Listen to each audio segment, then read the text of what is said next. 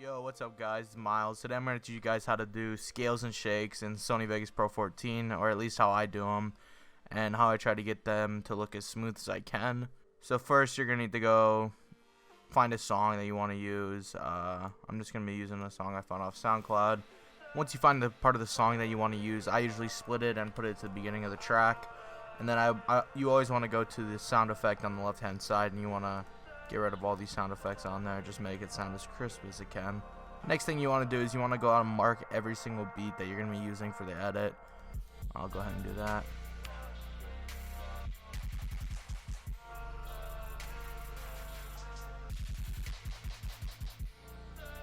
Alright, I got a couple marks in here that I'm going to use, and if you don't know how to keyframe or mark anything, it's just M on the keyboard. Next thing you want to do is get the anime episode of your choice or whatever you're editing, whatever, it doesn't matter. And you want to bring it into SONY VEGAS Pro, and you want to go, you got to always make sure to do this, properties, disable resample. Next, what you want to do, you just want to go ahead and split your clips. It's S to do that, and what I usually do is I just take the full length of the clip, or at least the full length that there's movement. So let's say for this clip I would cut it off like right here, because there's just movement right here, and you just want to keep doing that for all the clips you want. Another useful tip is you can move just by keyframes, just by holding down the arrow keys.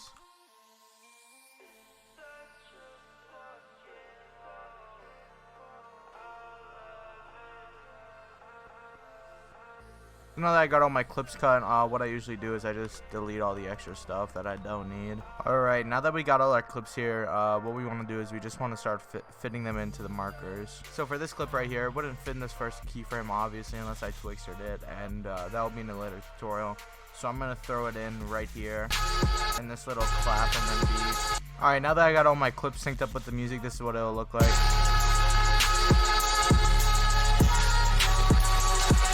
First, what you want to do is you want to go onto the effects tab, and you want to add blur, curves, and shake. And what I use for my blur is rack defocus. And we'll start off with the first clip. We'll have it come in and out. So I usually play it by how much I can see in the frame when the clip's ending. But I usually like to go like a 0.6 inwards is what I start at. So I don't do all the extra keyframing like everyone else. I don't know if it makes me seem lazy or whatever, but I think it just gives a more smooth type of look. And I'm gonna have this pump. I'm gonna have it pump in, out, in. So I want it to go back in at 0.4. So I'll add that to the last keyframe, and then I want to go 6 keyframes out and set it to 1. And you want to set a fast, slow, then fast. It gives it a more smooth and faded look. For my shake, I'm just going to use a pretty basic shake I have right here. You can copy the settings. It's nothing special, I don't think. It's just a pretty basic shake. You can copy the settings right here, pause the video if you need. And then you want to animate the amplitude. And you want to go 6 keyframes out, just like before. And you want to do it at the start and the end of the clip, unlike the scaling where you only do it at the end. Next is my blur. I change it depending on what style of edit I'm doing during the time, but this is the basic blur I usually use. You can pause and get the settings right here. Once you have all the settings done, you want to go to defocus width, and you want to animate that and have that as 6 keyframes as well. Alright, so this is what the first clip is going to look like. If you want to give it a more animated and smooth look, which is what I've been doing recently, you want to add stretch frame edges for the end of the clip and S-warp fisheye for the beginning. Stretch frame edges is for the end of the clip. It stretches out the frame. So what you want to do, you want to turn center width all the way up and turn center squeeze down to 1. And that'll be your starting point, so it'll look normal. If we turn off fisheye, it looks pretty normal. Then you want to animate the center squeeze and put it at 6 frames, or you could do 7 if you wanted to get more of a stretch in than more of a scale. We'll do 7 for this one. And then you want to turn it down to the same value that you put your scale at the end of the scale at. So this is what it will look like at the end. It stretches out kind of and gives it more of a scale look, a smooth scale look. And then for warp fisheye, there's nothing too special about warp fisheye. It gives it more of a coming out kind of look, I guess you could say. You don't ever want to go over negative 0.34. That's kind of the max you can do.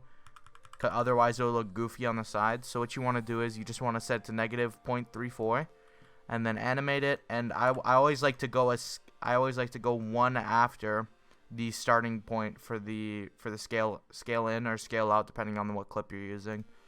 So I always go one after, and I just set to 0, and then set this to fast and set this to slow. So those two things kind of just help with the smoother look of a scale.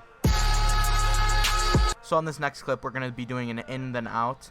So what you'll need on this next clip is blur mode curves, shake, and rack to focus again.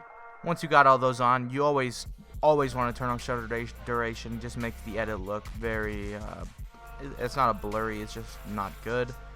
And since we're going to be doing an in then out, we're going to be having it start at 1 and end at 1. I usually go by the frame when it's about to scale out, and that shows me how much I want to scale in. So, and since this is a shorter clip, we're only going to go 3 keyframes in.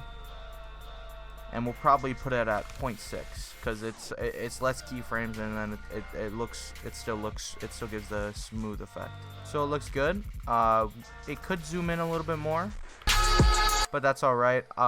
For another smooth animation effect, just to make it go in and out more smoothly, we want to add Vegas Pinch Punch. Everyone that owns a Vegas should have it. You don't even need Sapphire. And what you want to do here, it's kind of like the warp fisheye effect. As you can see, you can shouldn't kind of looks funny, and you can warp it in and out. You want to set it to -1, animate, and you want to set the -1 all the way down. And just like with the warp fisheye, I like to go 1 extra just to give it the extra animation effect. And you also want to do slow and then fast on that. So this is what we've got going right now. And I'll finish editing the rest of this with the techniques that I've showed you guys so far.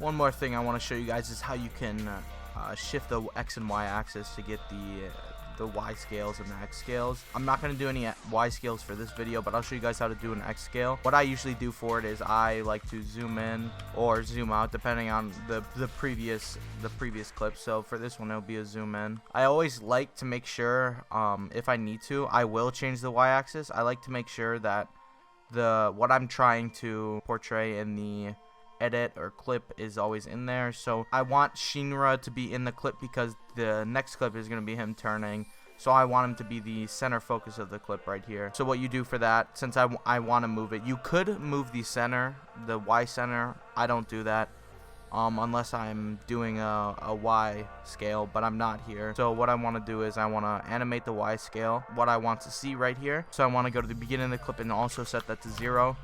So you'll see that if I set both these to fast, both the starting keyframes, and set both of the middle ones to slow, that there shouldn't be any missing clip, like black texture up here, and there's not. So that's perfect. So for this, I want to shift the X axis, so I want to scale it to the X. And I think I'm going to go to the left for this one. So for X scales, I usually just play it by ear on how much I want to shift it over, depending on what the clip looks like and how it wraps. So for this, you want to always put it on reflect. Don't put it on tile because it adds this this weird barrier, unless you want your edit to look like that, of course, but reflect makes it look nice and clean. So for this one, I could go all the way over, but I'm not going to. I'm going to go at probably around 0.3. That's what I usually do. And I want to animate that, and I want to put that all the way at the end, because that's where I want it to be when it ends. And right here, I want to set it to 0. And then animate that. I'm going to make this a slow, make this one a fast. Since I want this next clip to zoom out on the X scale, I'm going to have this one zoom out as well. So since it's on 0.6, I want to set it to about a 0.8. Now you just want to add your shake and your blur. So for this clip, since I'm having it come in, I'm going to set it to 0.4. And when you're scaling on the X-axis, since this one was regular 0.5, as you can see, it will be regular 0.5 at the end of the clip right here. We want this one. It doesn't also have to be 0.5, but it has to be on the negative scale so it matches the previous clip. We'll probably do a negative 0.3 for this one since it's coming from the in and going out.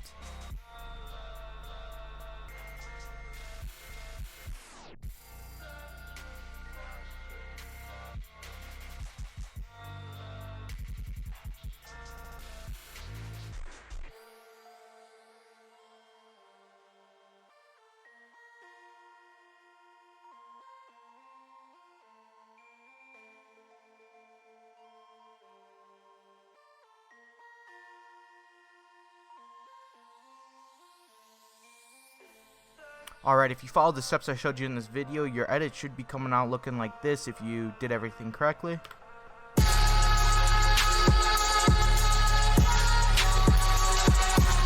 Something like that. Alright, thanks for watching. Make sure you guys like and subscribe.